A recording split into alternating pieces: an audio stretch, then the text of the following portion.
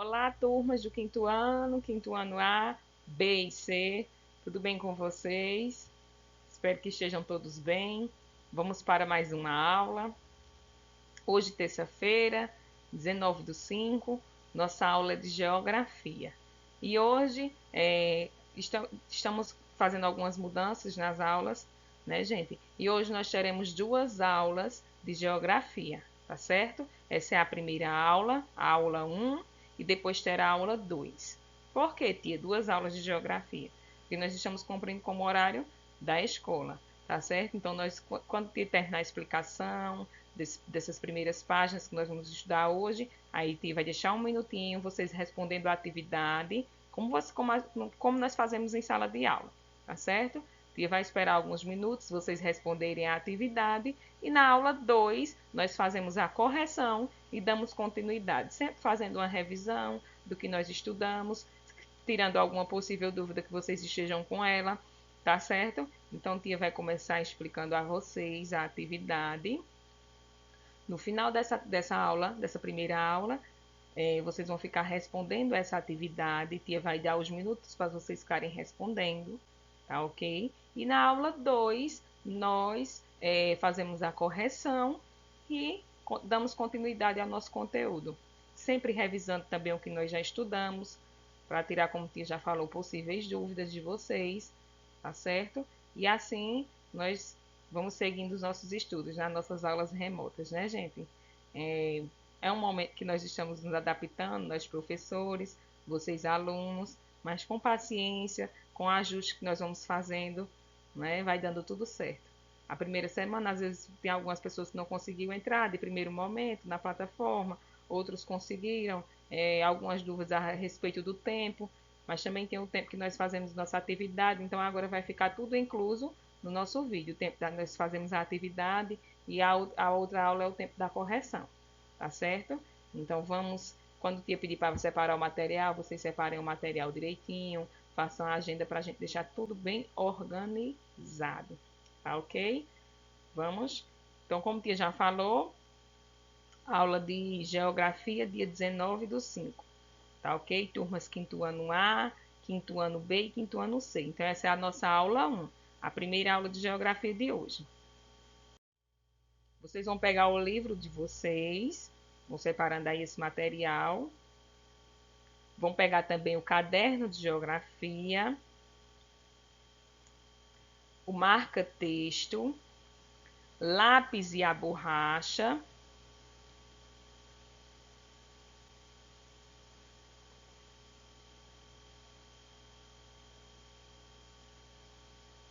Caneta verde e a agenda. Tá, gente? Separem o material para a nossa primeira aula. Vamos começar? Lembram que na aula passada de geografia, tia deixou de atividade para vocês a página 40 de geografia e também a página 41 para vocês responderem uma atividade, não foi isso? A página 40, hora da leitura, abram aí, para vocês fazerem a leitura. E na página 41, uma atividade, algumas questões, né, para vocês responderem. Todo mundo fez essa leitura? Entenderam essa leitura?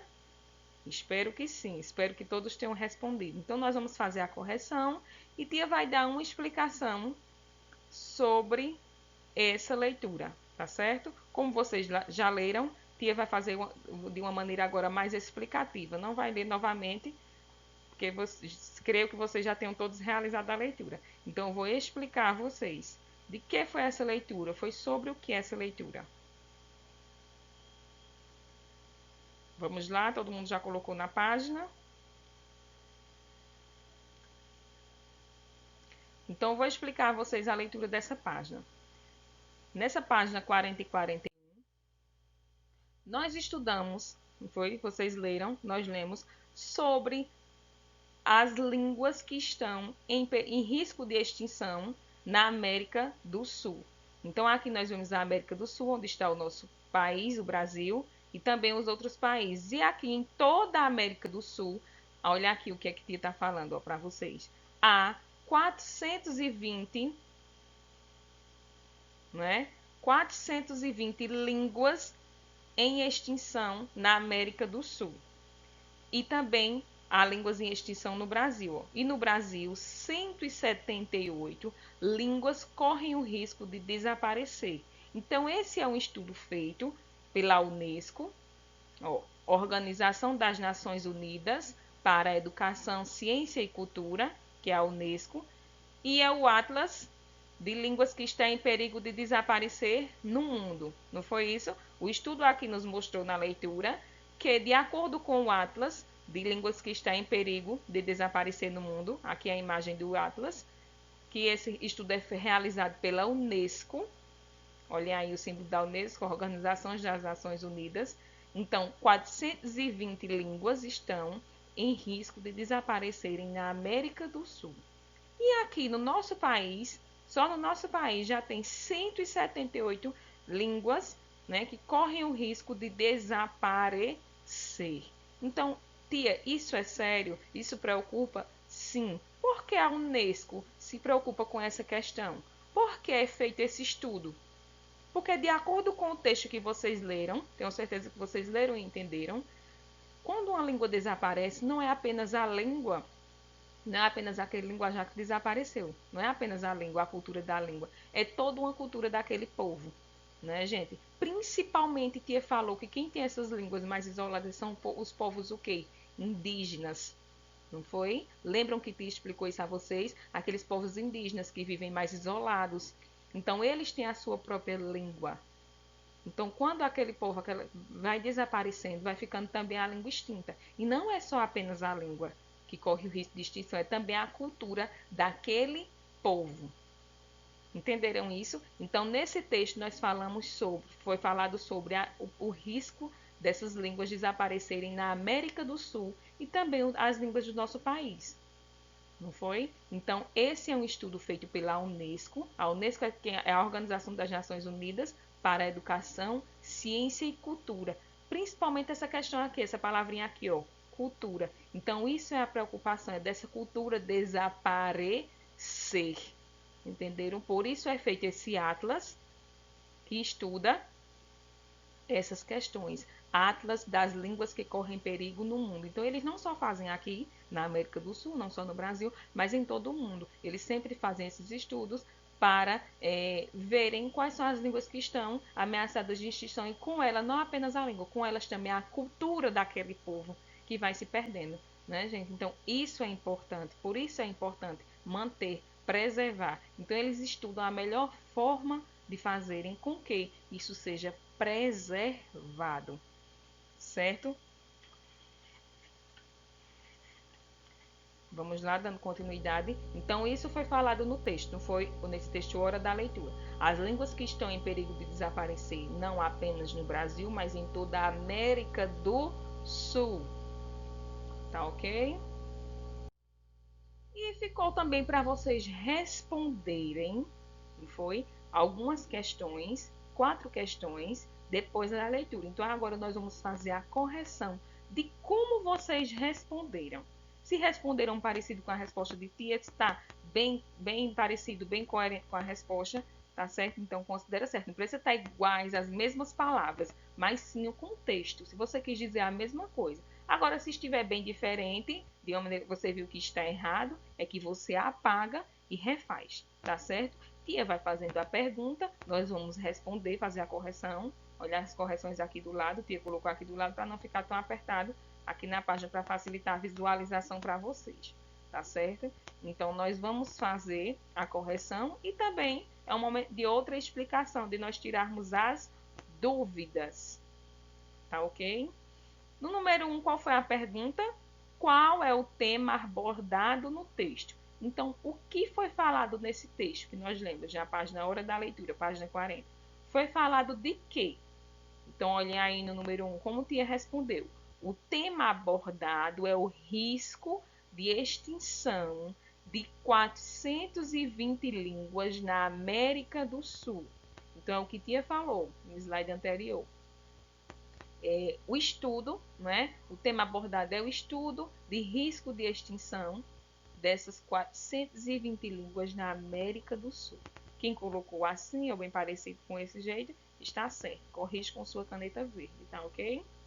Então, esse foi o tema do texto que nós estudamos, não foi? Risco de extinção de 420 línguas na América do Sul. Então, tia, por que essa língua fica extinta? Por que ela está desaparecendo? Porque, como tia já falou, em sua grande maioria elas são dos povos indígenas, de comunidade que vivem isoladas. Né? E de acordo com essa população nem sempre ela vai crescendo, vai surgindo novas tecnologias, novos povos, muita gente dali, muitas desse povo que vive isolado nessas tribos e nessa tribo indígena, como a população deles não vão crescendo, não vai se mantendo essa cultura, certo? No número 2, quantas línguas correm o risco de desaparecer no Brasil? Então, a gente viu que na América do Sul é 420 línguas. E no nosso país, no Brasil, quantas línguas correm o risco de desaparecer? Então, só no Brasil, como o Brasil é um país de grande extensão territorial, é o maior da América do Sul, não é? E é o quinto maior, nós já estudamos isso, ele é o quinto maior do mundo em extensão territorial e o maior da América do Sul. Então, só no nosso país, no Brasil, corre o risco de desaparecer 178 línguas. Coloquem aí, 178 línguas. Quem já respondeu desse jeitinho, corrige. Certo? Então, apenas no nosso país, apenas no Brasil, corre o risco de desaparecer 178 línguas. Em sua grande maioria, como Tia já falou, são as línguas dos povos indígenas, comunidades que vivem isoladas. Número 3. De acordo com o texto, o que pode ser feito para manter uma língua viva? Quando o texto quer dizer assim, quando a pergunta quer dizer língua viva, essa língua ativa, que ela continue, não morra, certo? Que ela continue, que essa língua continue de gerações em gerações. Então, o que pode ser feito de acordo com o texto para se manter essa língua viva e também essa cultura? Vamos lá para a resposta. Segundo o texto, não existe uma receita pronta, ou seja, não existe uma maneira certa e eficaz de fazer isso. Certo? Quando diz receita pronta é isso. Não existe receita pronta para isso. Uma das alternativas, ou seja, uma das possibilidades para se fazer isso é por meio das novas tecnologias. As novas gerações manterem viva sua língua em redes sociais, utilizando o seu próprio idioma em mensagens de texto, por exemplo. Então, o que foi que o texto falou? Quem respondeu mais ou menos assim, certo? Que esteja com esse contexto. O texto diz que não tem uma receita pronta para isso. Não tem uma maneira de dizer assim, não, façam assim, que assim vai dar certo e a língua vai permanecer viva e também a cultura. Não tem uma maneira eficaz pronta para isso, mas uma das possibilidades, né, que foi analisada diante as novas tecnologias, ou seja, as novas gerações que têm contato com novas tecnologias, sempre utilizarem essa linguagem deles, nativa deles, né? Utilizarem suas redes sociais, utilizarem para se comunicar e desta maneira manter viva essa língua, manter a língua viva, sempre falada, para ela não ficar esquecida. Entenderam? Não apenas a língua, como também a cultura. E assim se passando de geração em geração. Então, quem respondeu mais ou menos assim, esteja com esse contexto, que não existe receita pronta, mas a utilização dessa linguagem nas novas tecnologias é uma possibilidade. Quem respondeu assim, coloca certo. Que língua é falada no Brasil por apenas 40 pessoas? Ó, pouca gente. Então, uma língua apenas 40 pessoas utiliza. Qual é? Aruá, não é? Essa linguagem Aruá. Então, olhem aí no texto de vocês, até nessa página aqui tem, ó. Vou mostrar aqui a vocês, tá? Olha aqui, ó. O aruá no Brasil, o leco na Bolívia, são línguas que não superam os 40 falantes. Ó, pouca gente, né, gente? Por isso que, ó, vai se perdendo. Se essas pessoas não manterem essa língua viva, não ficarem se comunicando com seus filhos e isso se passando de geração em geração, então a língua fica extinta. É assim que se perde a língua. Como é que eu posso dizer? Ela fica extinta e desaparece. Ela morre, porque as novas gerações não vão dando continuidade a essa linguagem. Então, se não for repassada de pais para filhos, de geração em geração, não perde apenas a língua, mas também a cultura, certo? Então, essa foi a atividade. Quem acertou, quem respondeu desse jeitinho que te explicou aqui, ou bem parecido assim, pega a caneta verde e faz a correção. Quem errou, corrige. Com o mouse é bem ruinzinho de fazer aqui o visto, certo? Então, entenderam essa questão? O texto foi falado das línguas que correm risco de serem extintas, tá ok? Não apenas na América do Sul, mas também no nosso país, no Brasil. Vamos para a próxima página. Quando você estiver corrigindo assim, dá uma pausazinha para não perder a explicação, tá certo? Na próxima página, nós vamos ver encontro de cultura nas fronteiras. Todo mundo colocando, página 42. Encontro de cultura nas fronteiras. Acompanhe sempre a leitura com o livro de vocês, tá certo? Nas regiões, vamos começar? Nas regiões onde o território brasileiro faz limite, lembra que limite é a linha imaginária. Não existe uma linha dividindo um país de outro, é uma linha imaginária. Então, nessas regiões onde o país faz limite um com o outro, com o país vizinho, certo? É muito comum o convívio entre brasileiro e cidadãos de outras nacionalidades. Nessas áreas de fronteira, o encontro de diferentes culturas proporciona uma troca diária e uma mistura de tradições e costumes. Então, lembra que nós estudamos que o limite é uma linha imaginária, ele divide um país do outro. E nesse limite é considerada a fronteira, né? É as pessoas que vivem em um país e outro. Então, as culturas, as tradições misturam-se, certo? Porque é um povo, as pessoas de um país e as pessoas de outro país muito próximos uns do outro, são vizinhos. Ali eles têm contato todos os dias, entenderam? Então é a linha, é a fronteira, é o limite. Esse contato diário entre nacionalidades diferentes muitas vezes é possível, porque o que define a divisa entre dois ou mais países não é um marco natural, como um rio, montanhas, mas sim um marco artificial. Então nós sabemos que natural é como as paisagens naturais, são coisas da natureza. Nem sempre os dois países é dividido por um rio, por uma montanha, às vezes eles são divididos por um marco artificial, ou seja, algo construído pelo homem. Entenderam? Passei um marca-texto aqui, tá? Para a gente entender o que são esses marcos artificiais.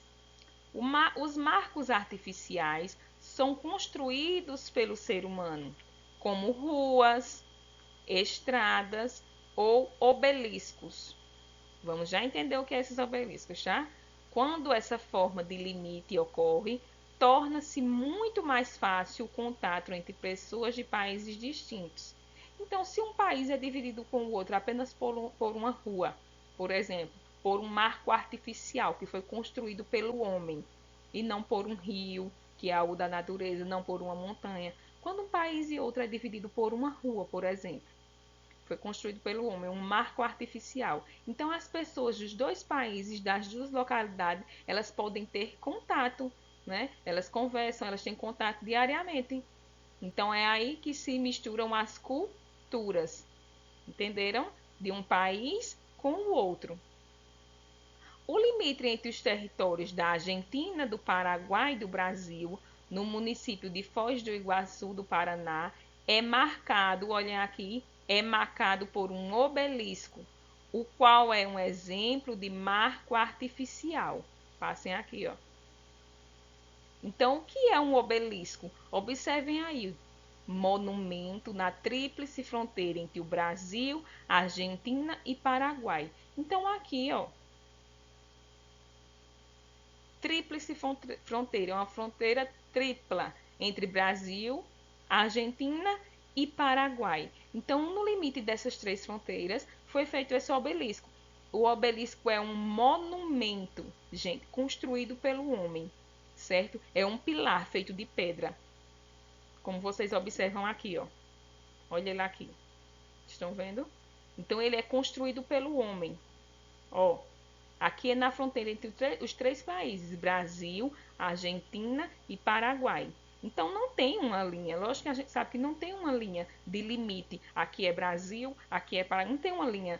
Nos mapas existe essa linha, mas a gente sabe que os limites são linhas imaginárias. Então o que é que o homem fez para demarcar esse lugar, onde as três fronteiras se encontram?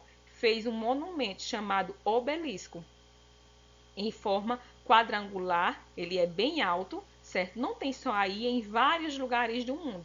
Na aula 2 eu vou mostrar mais o obelisco a vocês, certo? Então aí é um marco artificial que o homem fez para marcar, dizendo assim, aqui é a fronteira dos três países. Entenderam? Outro exemplo é a área da divisa entre o território do Brasil e do Uruguai. A delimitação, podem passar o marca-texto aqui, ó. Outro exemplo é a área de divisa entre o território do Brasil e do Uruguai. A área de delimitação desses dois países determinada de um lugar é definida por uma rua. Então, o que é que separa nesse lugar aqui? O território Brasil e Uruguai. Então, tem um ponto que ele é separado apenas por uma rua, certo? De um lado dela fica o município de Rivera, no Uruguai, e do outro lado o município de Santana do Livramento, no estado do Rio Grande do Sul, que pertence ao país. Então, de um lado da rua é o município do Uruguai, é o município de Rivera, do outro lado da rua é o município Santana do Livramento do Rio Grande do Sul, que pertence ao Brasil. Então, essas pessoas das duas cidades têm contato uma com as outras? Sim. Entenderam? É assim que se misturam as culturas. É assim que elas têm contato uma com a outra, porque elas vivem na fronteira. Elas vivem na fronteira entre o limite de um país e do outro.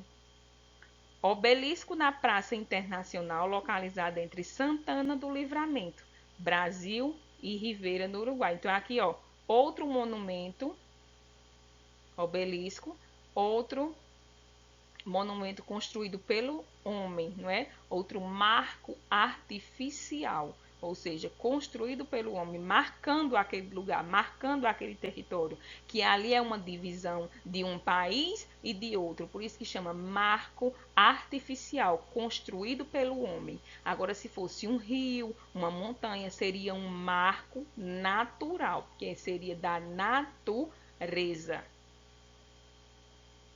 Vamos para a próxima. Na aula 2 eu vou dar mais explicações sobre esses obeliscos, tá? Vou mostrar mais a vocês imagens de outros obeliscos no mundo, desses marcos artificiais construídos pelo homem. Todo mundo colocando na página 43 para a gente responder a atividade.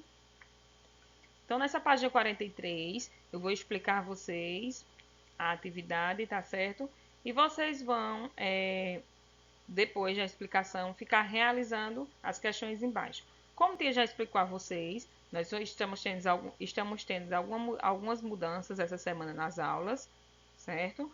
E quando tiver duas aulas, como no caso hoje, será a aula 1 e a aula 2. Então, na aula 2, nós vamos fazer a correção das atividades. Então, vocês vão perceber essa semana a maior quantidade de aulas, tá certo? Porque nas atividades, nas aulas anteriores, nós fazíamos a explicação, fazíamos a atividade e vocês ficavam realizando, não era? E na outra aula, era que a gente, na próxima aula, em outro dia, era que nós fazíamos as correções. E agora não. Nós vamos fazer a atividade, vamos ter a explicação primeiro, né? Depois vamos fazer a atividade e na aula 2 nós corrigimos.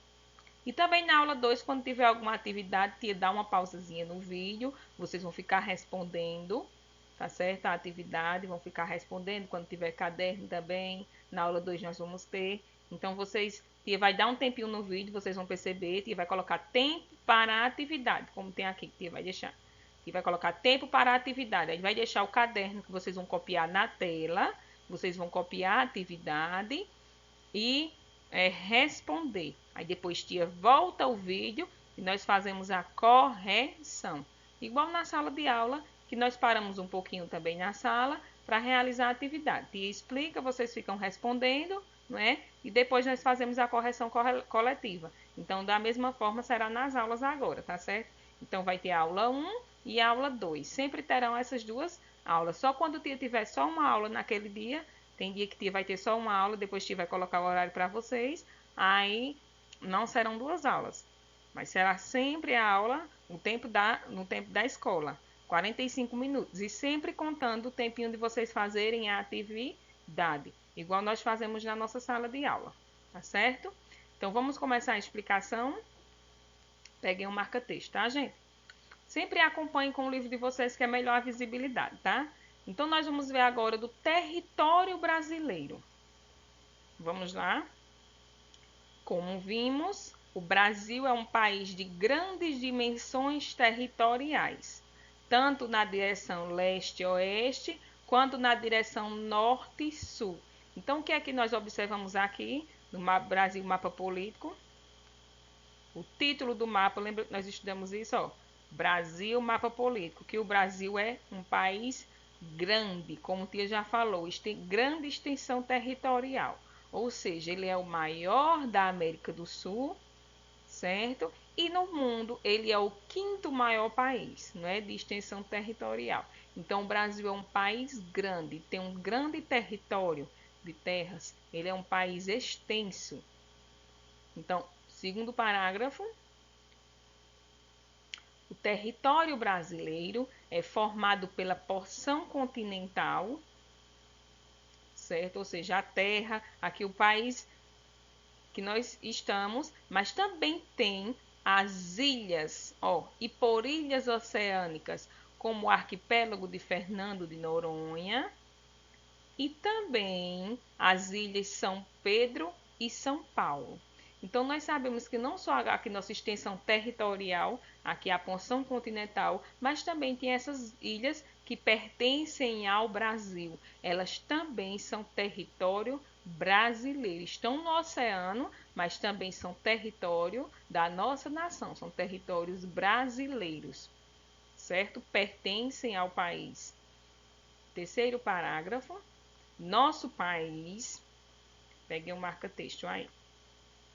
Nosso país é constituído por 26 estados, certo? Não fica retinho aqui porque é com o mouse, tá, gente? Nosso país é constituído, ou seja, ele é formado por 26 estados e pelo Distrito Federal, onde está localizada a capital do Brasil, Brasília. Então, para o nosso país ser um país grande, grande extensão territorial, ele tem 26 estados. Também o Distrito Federal, que é onde está localizada a capital, Brasília. Tá ok? Então, vai explicar a atividade, vai dar uns minutinhos, vocês vão ficar realizando essa atividade, tá certo? E na aula 2 nós fazemos a correção e tia também vai dar mais explicações sobre esse conteúdo, sobre limite, sobre fronteira, sobre o que nós estudamos os obeliscos, né? Que são marcos que o homem construiu. Então nós vamos entender mais essa questão, que vai dar mais explicações e mais exemplos, tá ok? Número 1, vocês vão ficar respondendo e vai explicar. No número 1, em que estado você vive? Então você vai escrever aqui o nome do nosso estado.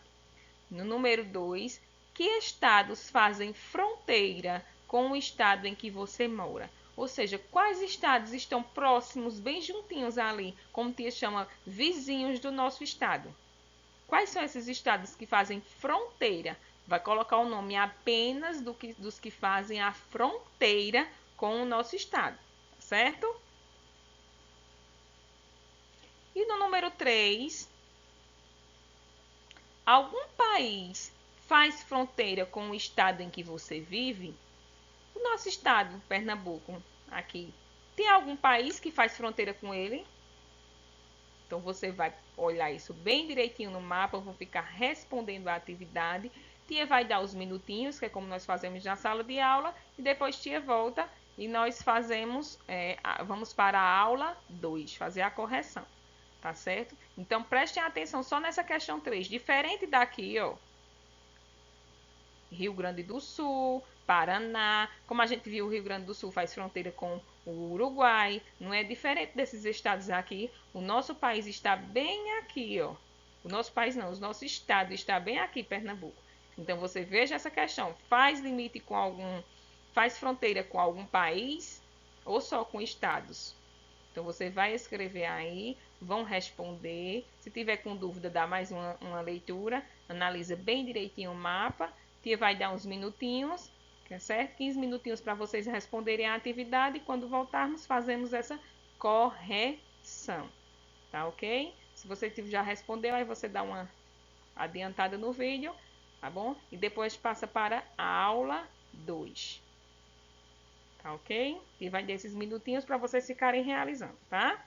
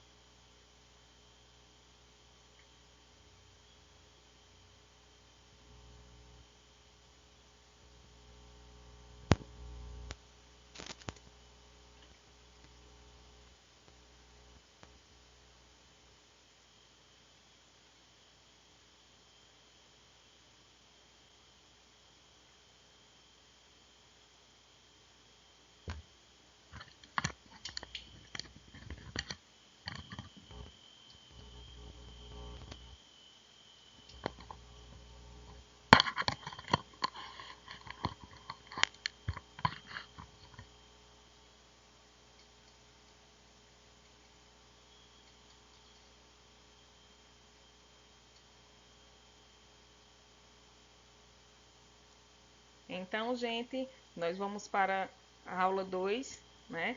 Depois dessa atividade, espero que todos vocês tenham realizado, certo? Nós vamos para a aula 2, vamos fazer a correção e também daremos continuidade a nossos estudos, tá ok? Aí depois que vocês saírem dessa aula, vocês procuram a aula 2, a mesma data de hoje, a aula de geografia, tá bom?